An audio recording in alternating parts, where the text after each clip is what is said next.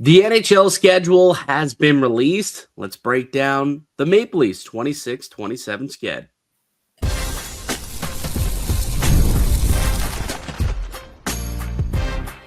You're Locked On Maple Leafs, your daily podcast on the Toronto Maple Leafs. Part of the Locked On Podcast Network, your team every day.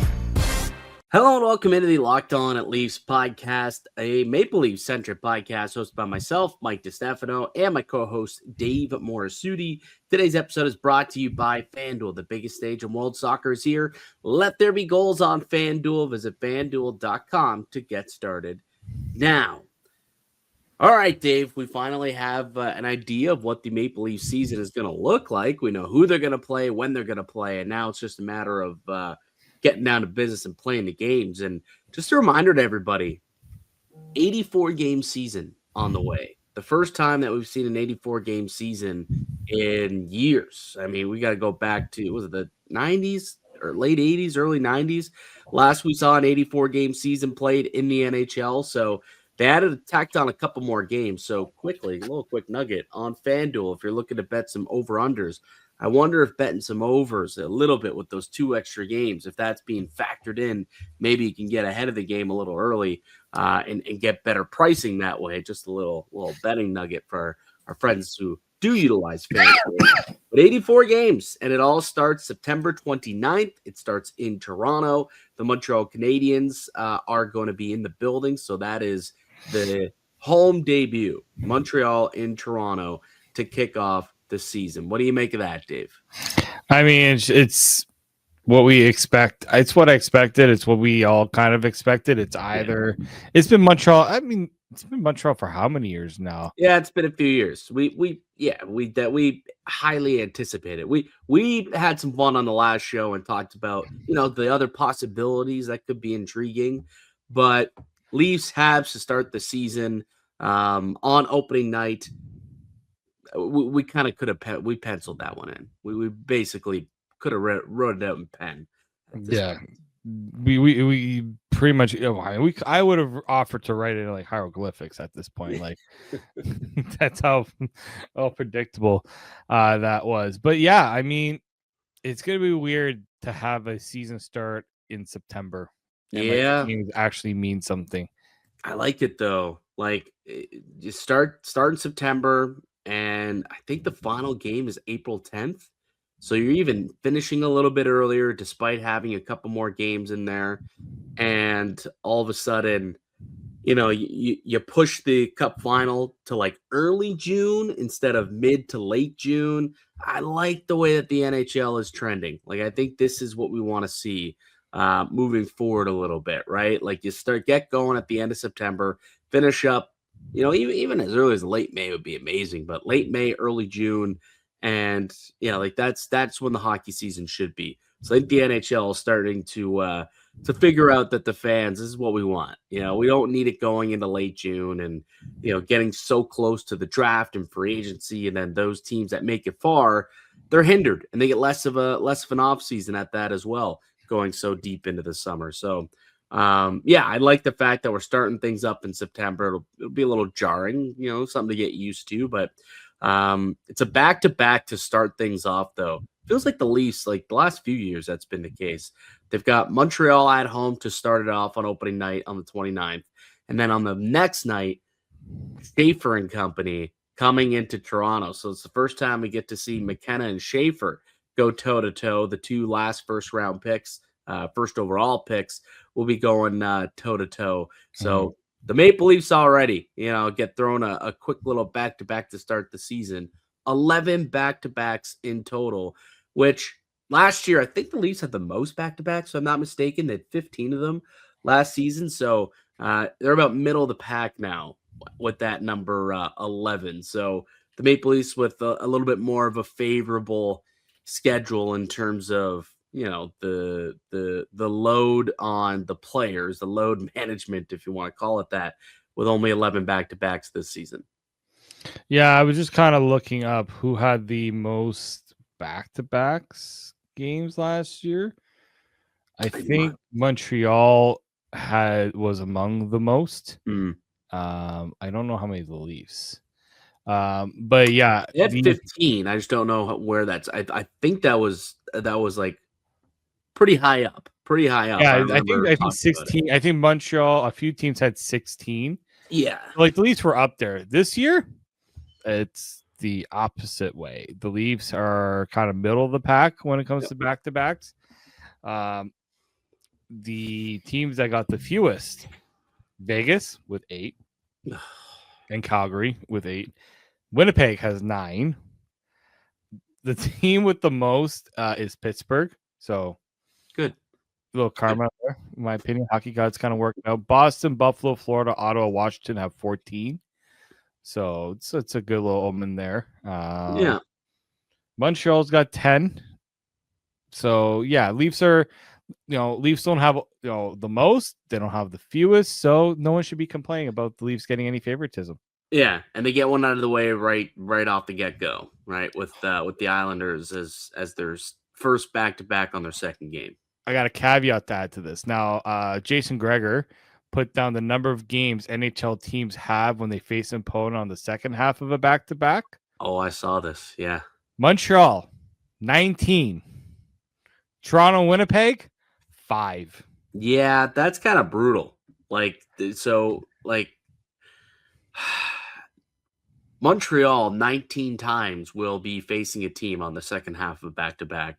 Like, how you have that big of a discrepancy? 19 for Montreal, and then just 5 times the Maple Leafs will face a team on the second half of a back-to-back. Like, how did it get scheduled that way?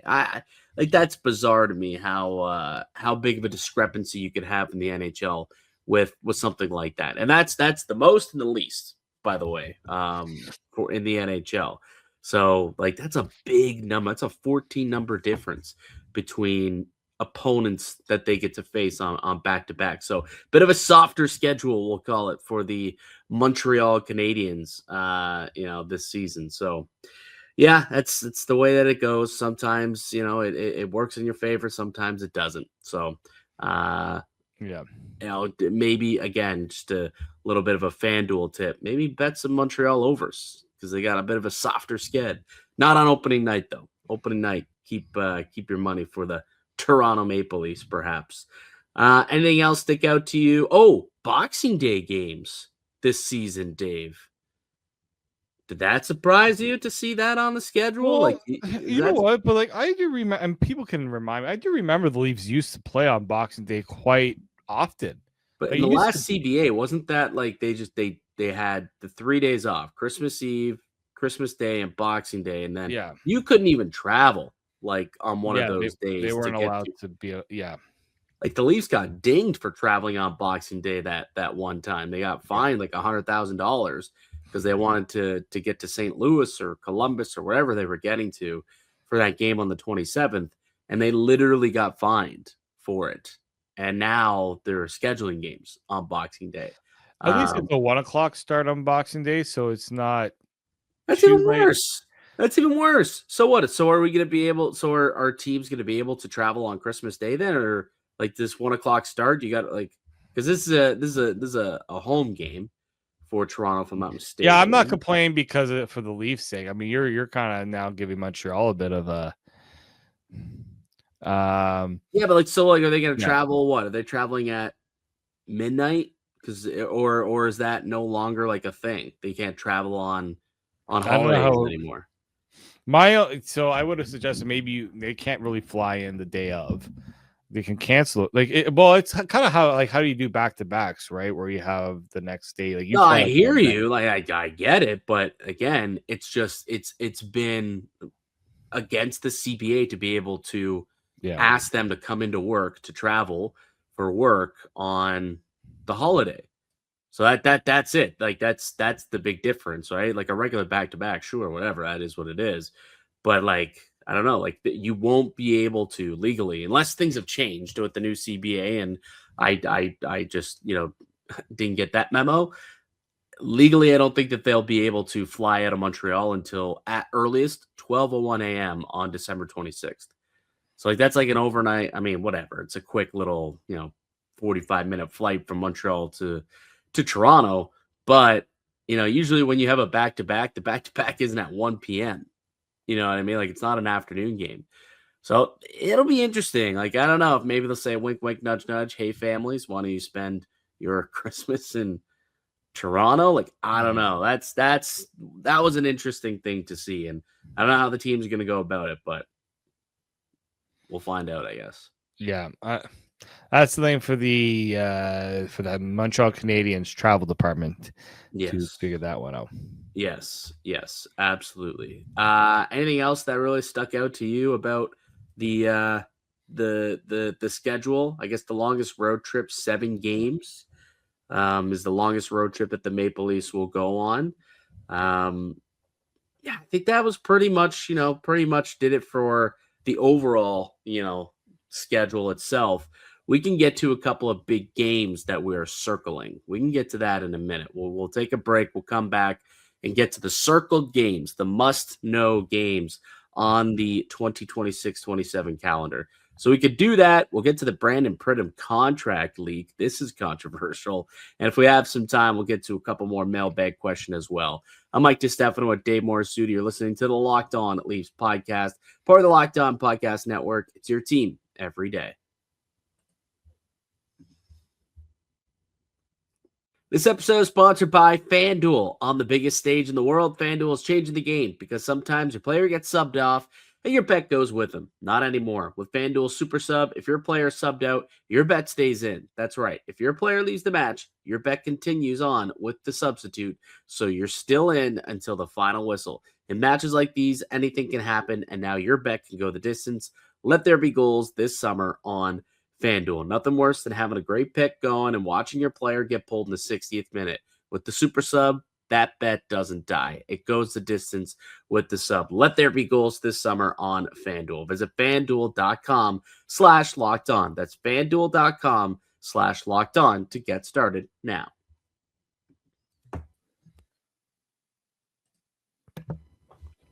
Welcome back into the Locked On Leafs podcast. Mike DiStefano and Dave Morassutti with you as we are every Monday, Wednesday, and Friday for the duration of the offseason. We'll be back to 5 episodes a week coming up on after Labor Day. All right, Dave, what are the games that you're circling this season? What's caught your attention? Well, it's interesting because you brought up the Boxing Day game. That was kind of one of the ones I had circled. Mm-hmm. Black Friday. We got a Black Friday 1 p.m. game against Boston in Boston. Mm-hmm. The way that they did the returns, like the first game for Daniel Alfredsson in Ottawa, isn't until January 20th. Yeah, that's kind of crazy. I thought they would have wanted to do a game in Ottawa earlier, but I guess the Leafs didn't want to have that home game until January. Bobrovsky's first game against Florida might not be until March, which, again, kind of crazy that it's that late in the season. Yeah, like those. Oh, wait, the Leafs don't play Florida until March or in Florida? In Florida. The first game against Florida is in December. Yes. But one that I circled, highlighted, put down, don't bother me this day, Saturday, November 14th. Oh. Mike Babcock comes to Toronto with the Edmonton Oilers. Yeah.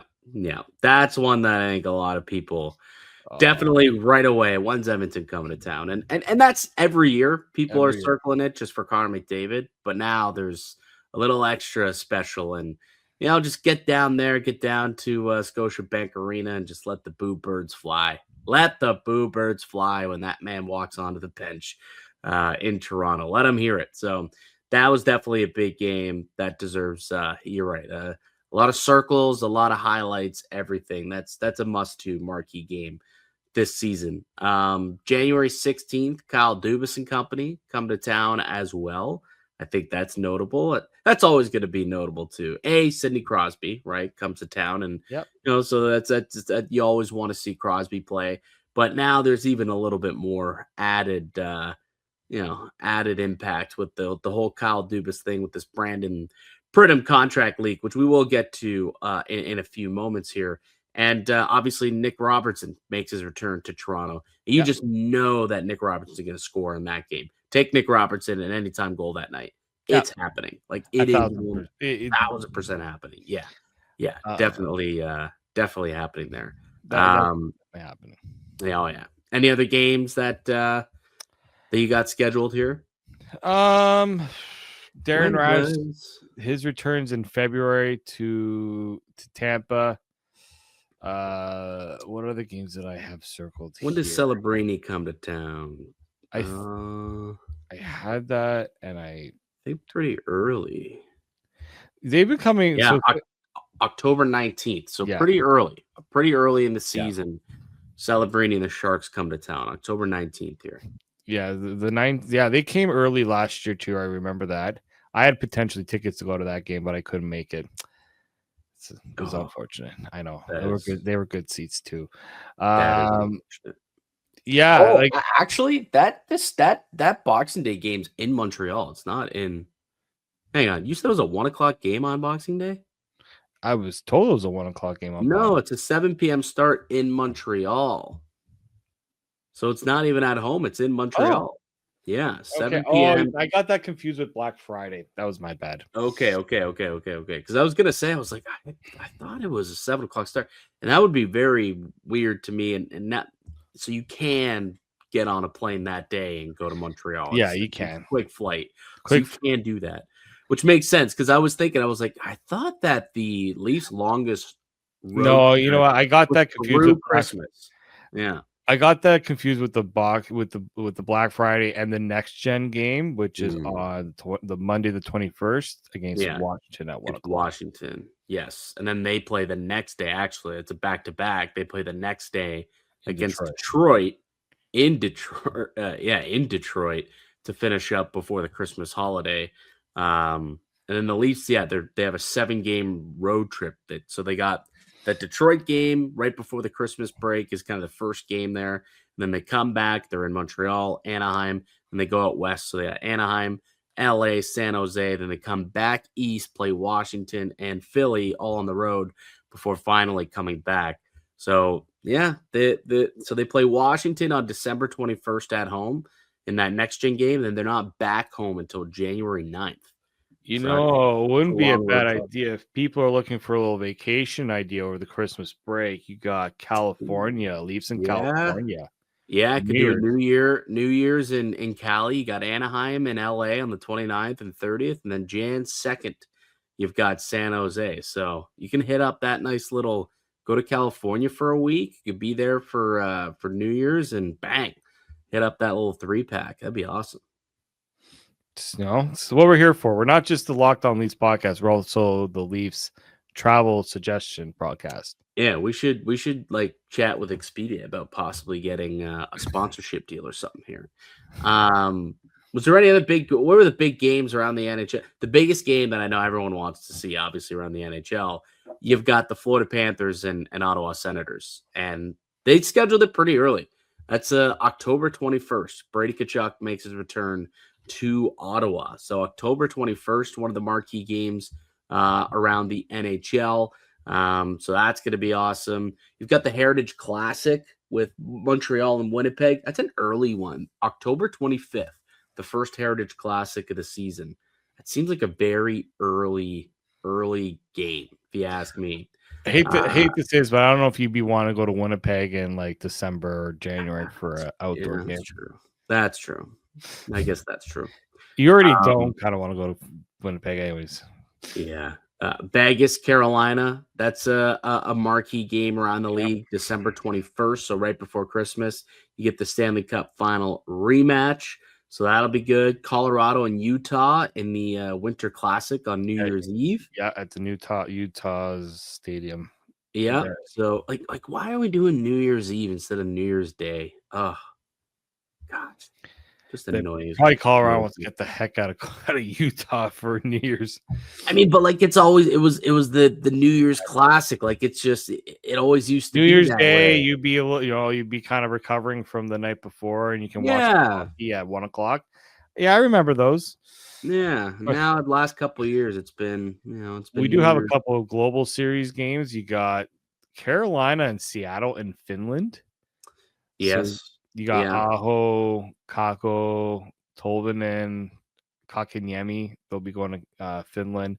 Then you got Germany. We got Isn't Tolvanen a free agent? Did he re-sign in Seattle over I last don't know. year? The NHL put Tolvanen as part of the Seattle Yeah. players. I'm pretty sure you're right. I'm pretty sure he still remains unsigned. Yeah. So yeah, I think the NHL is gonna be like, oh, hey, Seattle, can you just sign this guy so our article doesn't look too stupid? Yeah. Yeah. And then we got Germany. Germany's gonna have Ottawa and Chicago for 2 games in December. So Tim Stützle gets his homecoming. Beautiful. Hopefully Bedard will be back by then. Otherwise, I don't know if Chicago have any German players. I don't even know. Yeah, he should. I mean, Reichel, but he's no longer there, so I guess not. So yeah, maybe not. But yeah, he should be back by then. I think the expectation is he's back around mid-November is kind of what the timeline would work out for. All right, so there it is. Like that's kind of the NHL schedule. So we gave you the best Leaf dates. We kind of broke down the schedule as a whole, and gave you some of the better dates around the NHL as well. So there's the sked. There was a slight piece of controversy that also happened when the schedule was released. We'll get to that. We'll get to the Pridham controversy next as well. You're listening to the Locked On Leafs podcast, part of the Locked On Podcast Network. It's your team every day.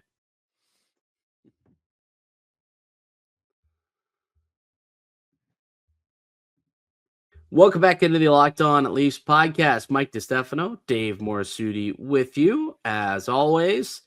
Dave, did you happen to see the Maple Leafs, the tweet that they made yesterday announcing when season tickets will go on sale that accompanied the Maple Leafs, the way that they announced the schedule, which I actually thought was kind of interesting. They announced the schedule doing, I don't even know what to call it. It was like look through a lost and found box. Yeah, and they were just finding things that resembled like a buffalo wing sauce for when they were in Buffalo, and just a very interesting way to announce it. Creative, I guess. I don't know, but along with this, they said that tickets will go on sale the week of August 17th. So anyone who's looking to get tickets, they will go on sale August 17th. Now, where's the controversy? Why is that so controversial?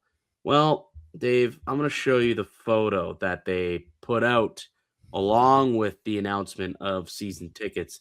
And you tell me what might be controversial about this picture. You see anything here that could possibly raise alarm bells within Leafs Nation?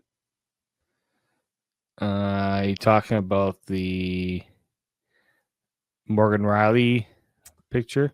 That would be Morgan Rielly right there.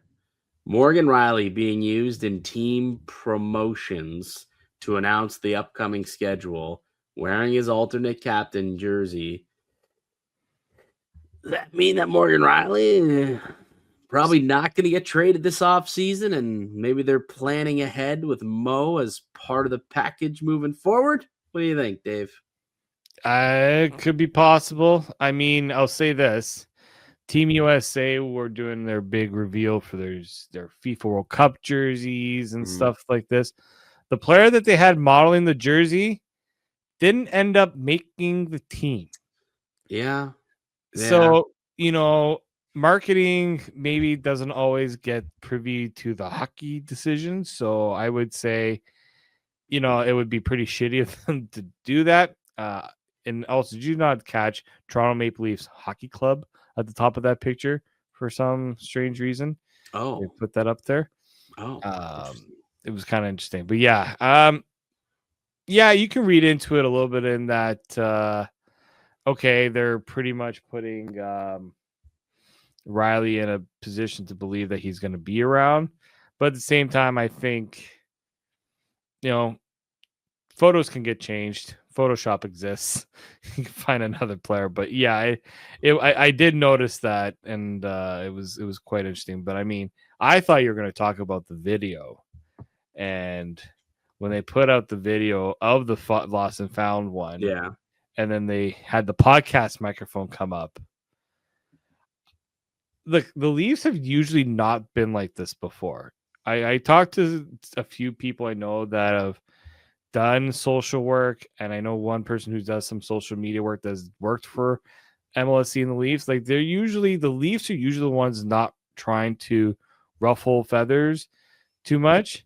The fact that they took a dig at the Senators with the podcast microphone was just so hilarious, so great. But I low-key wanted them to throw shade at the Penguins too somehow. But I think all this probably happened well before that video was shot. Well, here I got to the part where you're talking about the podcast, Mike. This wasn't controversial. I thought this was hilarious. To be honest. No, it's not controversial at all. I just find like they're usually not one to do this stuff. Yeah, I agree. But here's the little pot shot at Ottawa that Dave's referring to here. So what? Do you think we have to send this to Florida now instead?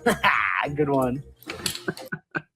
So basically, for those who are listening, they pulled out a big podcast boom mic, and yeah, so I guess we got to send this to Florida instead of to Ottawa. And announced the games against the Ottawa Senators afterwards. So yeah, good on the creative. I think that's creative for sure. Doing something different like that was kind of funny. But yeah, the Morgan Rielly thing I think still has some meat on it, and maybe it's something we can get into a little bit more next week. But as it's becoming a little, as we get later and later into the offseason, teams have, at this point, it feels like teams have kind of done all their heavy lifting, right? Like now it's just about tinkering, and I don't think Morgan Rielly's a tinkering type of maneuver. So we might be deep enough into the offseason now where it's going to be hard to trade Morgan Rielly and get the return back that John Tyka was looking for. Obviously, it wasn't there earlier in the offseason, or else he probably would have pulled the trigger, and it wasn't. And he told us it wasn't at the draft and said he wouldn't be surprised if Morgan Rielly was on the team next year. Jim Hiller talked about how he appreciated coaching Rielly his first time he was in Toronto. And maybe they want to see if he can, bring him back to life, possibly. I know that they want to celebrate offense, and they want to try and find puck movers around the NHL, and that's kind of what they're striving to do this offseason. The guy can still move the puck, like as much of a black hole he can be defensively, right? He's still mobile enough and can move the puck and break it out.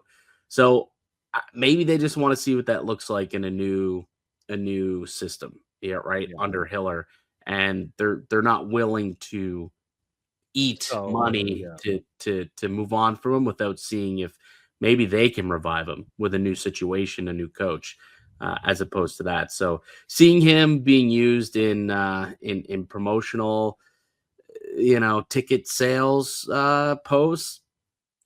Like again, it could mean nothing, but it's it definitely raised some eyebrows when Morgan Rielly was seen there. Okay, the other piece of controversy that came from yesterday, this Brandon Pridham contract leak. So obviously, we spoke about it on Wednesday's podcast. Brandon Pridham signed with the Pittsburgh Penguins to go back and be Kyle Dubas' little minion. He signed to be the director of, I think it was a director. So Pridham is a consultant for personnel or something. Consultant for player personnel, and he's going to, really be a mentor for some of the younger front office members. He's going to help. I don't really know exactly what. Hockey operations consultant. That's the official title. Hockey operations consultant. And apparently the title was deliberately selected. Like there's a reason why he didn't sign as an AGM, but seems to have the duties of an AGM in Pittsburgh. Would you like to explain this whole situation, Dave? It is so hilarious. It is so petty. It is so Kyle Dubas, in my opinion. Yeah. So So there's clear rules based on how situations are kind of handled. So the Leafs parted ways with Brandon Pridham. He was pretty much fired, right? So he still had a contract, which means the Leafs are still on hook to pay him his contract. So what the Penguins did here is that by having him downgraded, I'm putting pretty drastic quotations around that, to a consultant position, is it allows him to do the duties as an AGM, as we have said, but the Leafs are still on the hook to pay his salary at him taking a lower position with another team. The Leafs are on hook to pay the majority of his salary, while the Penguins can pay him, whatever Whatever they want. Yeah. right? But the Leafs have to then pay the rest of it because he is still under contract and he's taking a quote unquote demotion with Pittsburgh. And so apparently that the Penguins had, by mistake, sent Pridham's contract to all the teams to show how little they are paying him. So essentially they're saying the Penguins are basically saying, well, this is all that we have to pay Brandon Pridham, because guess who's paying the rest of it? Yes. Guess who's on the hook for the rest of the bill? Which, look, at the end of the day, the Leafs were going to have to pay Brandon Pridham one way or another. They were on a contract. They had to do it. It's just the Penguins are trying to say, oh, look at us. We got this great executive, and we don't even have to pay for most of his salary. Yeah. So, just as an example, if Brandon Pridham was making $1 million a year as the AGM for Toronto, they owe him $1 million. Now, what happens, it's the same thing as when coaches sign elsewhere. Yeah. They're free to sign, elsewhere if they want.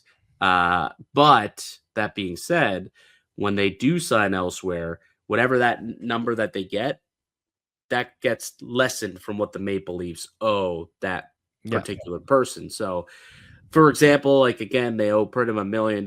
If Pittsburgh comes in, they're like, we'll pay you $250,000 for the season. We'll get you at a quarter of the rate that you were getting in Toronto. But guess what? The Maple Leafs still have to top up your pay, and you'll still end up with that with that $1 million.